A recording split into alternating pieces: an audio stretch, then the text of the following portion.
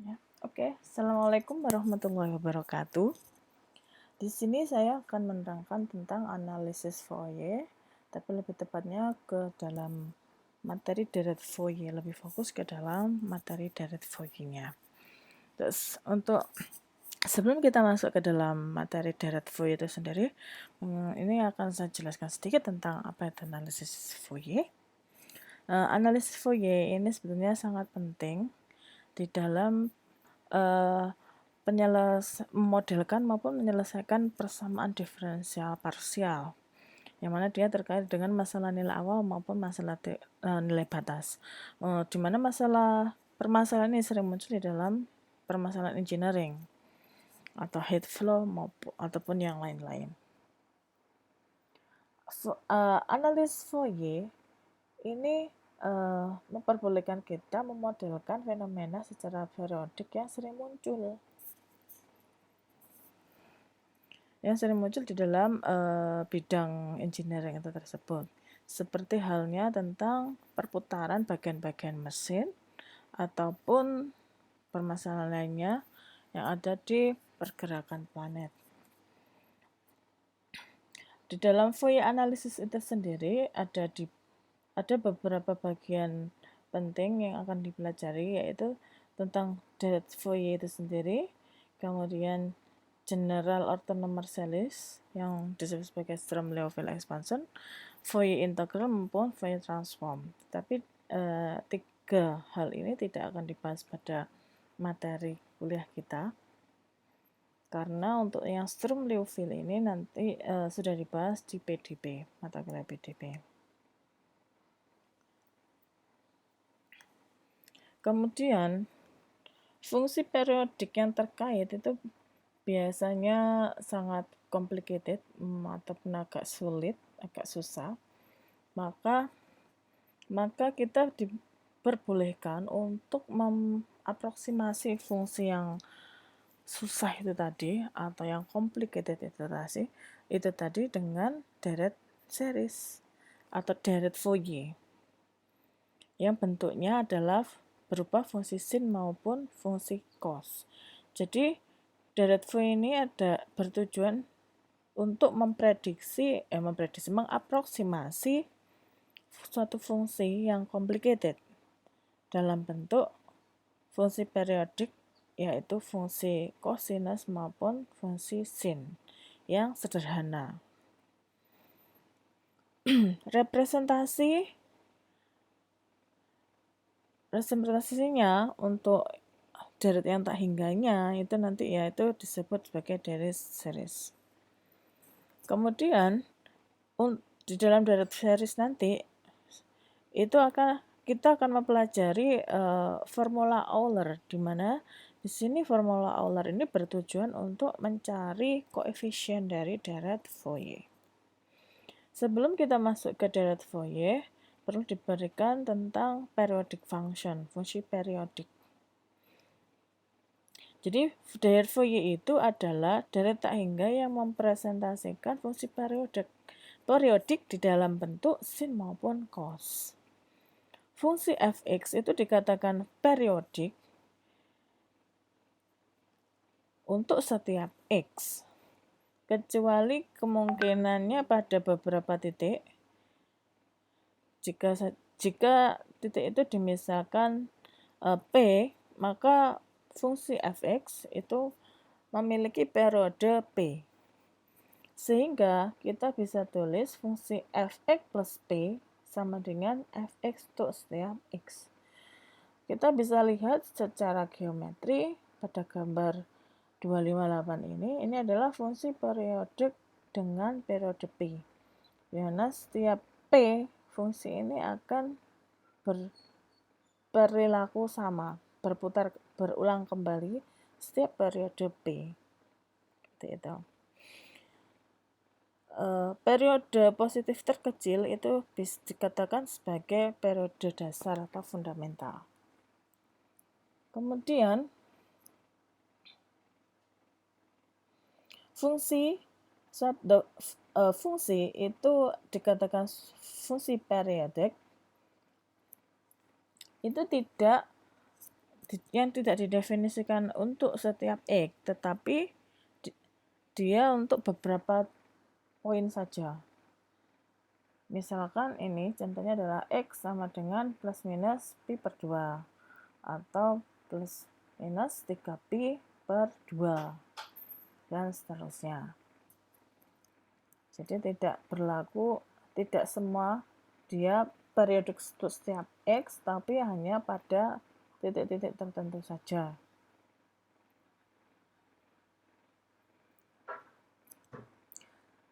Salah satu contoh fungsi periodik itu adalah kosin tangan dan kotangan. Sedangkan fungsi yang tidak periodik adalah X kuadrat, X pangkat 3, X pangkat X, cos hiperbolik X, dan X. Jika f(x) memiliki periode P, maka dia juga memiliki periode 2P.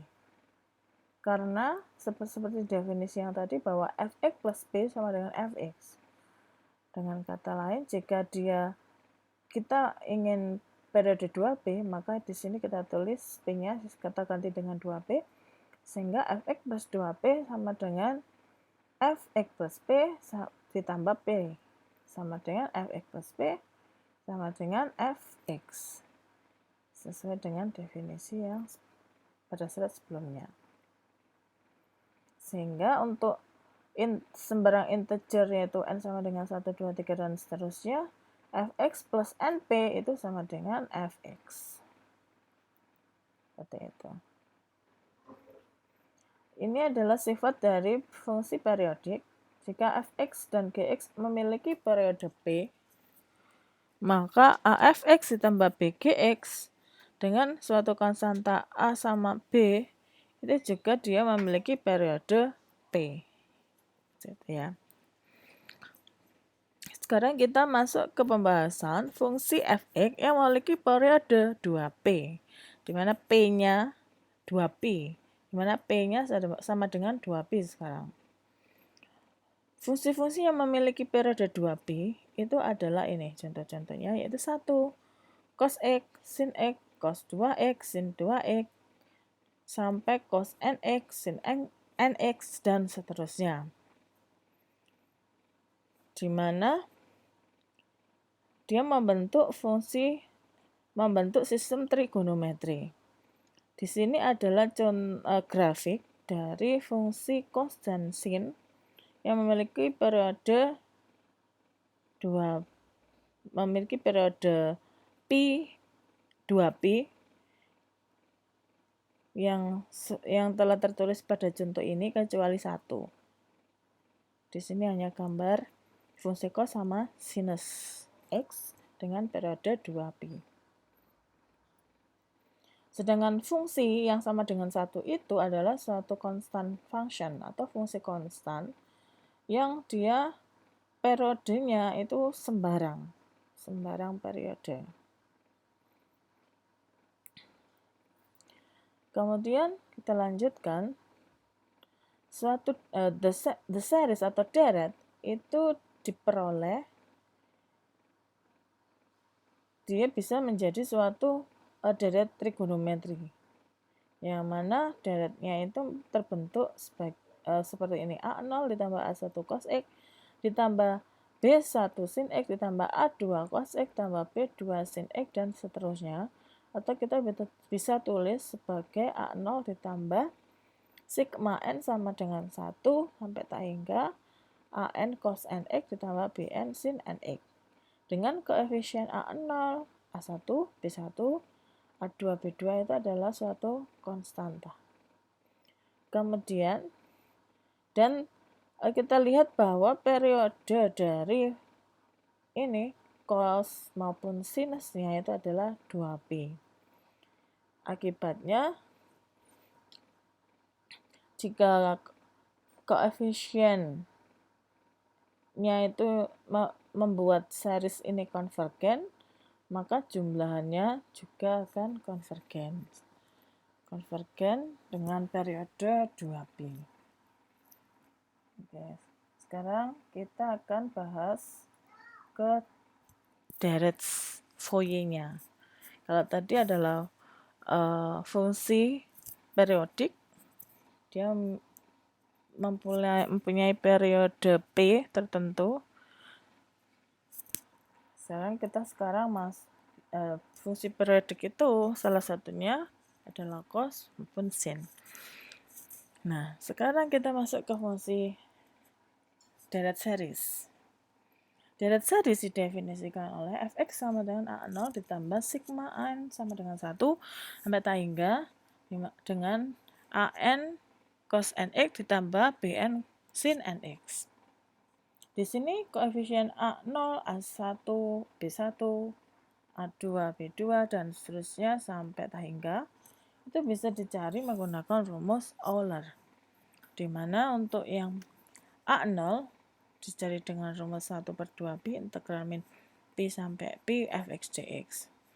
Untuk an rumus ini dengan n-nya 1, 2, 3 dan seterusnya, sedangkan untuk bn-nya ini an adalah koefisien dari cos, sedangkan bn koefisien dari sin. Contohnya, dapatkan koefisien Fourier dari fungsi periodik berikut ini. Jadi, kalian disuruh memberikan aproksimasi dari fungsi fx yang sama dengan minus k jika x-nya antara 0 sampai minus pi dan fx sama dengan k jika x-nya antara 0 sampai pi, dimana ini adalah fungsi periodik dengan periode 2pi. Nah, kalian disuruh mengaproksimasi ini sebetulnya, fungsi fx yang sama dengan konstanta minus k sama k ini ke dalam bentuk deret Fourier. Fungsi fx yang sama dengan minus k dan k dengan kondisi tertentu ini digambarkan dalam bentuk seperti ini. Ini adalah fungsi periodic wave rektanguler. Jadi gelombang kotak yang periodik seperti ini. Nah, sedang penyelesaiannya yaitu pertama kita harus mencari koefisien dari deret Fourier-nya, yaitu menggunakan formula Euler. Untuk A0 kita masukkan saja rumus untuk A0 di sini. Dan ternyata hasil perhitungan menunjukkan 0. Karena sin nx sama dengan 0 pada saat minus p untuk semua n sama dengan 1, 2, 3 dan seterusnya. Ya, jadi ini saat kita masukkan batasnya di sini, maka kita peroleh ternyata A0 itu sama dengan 0. Dengan kata lain, karena A0 itu an sama dengan 0, maka koefisien cos, jadi term atau suku yang mengandung cos itu tidak ada. Maka kita bisa menggunakan deret Fourier kita nanti hanya terdiri dari suku sin saja. Sedangkan untuk bn-nya kita hitung sama dengan ini. Sedangkan untuk A0 silakan dihitung sendiri ya. Sehingga di sini untuk cos x sama dengan minus 1, cos pi sama dengan minus 1, cos 2pi sama dengan 1, cos 3pi sama dengan minus 1 dan seterusnya. Di sini. Jadi cos np sama dengan minus 1 untuk n yang ganjil, sedangkan cos np sama dengan 1 untuk n yang genap. Sedangkan 1 min cos np-nya sama dengan 2 untuk n ganjil dan 0 untuk n genap. Sehingga kita peroleh koefisien dari deret Fourier Bn itu adalah ini.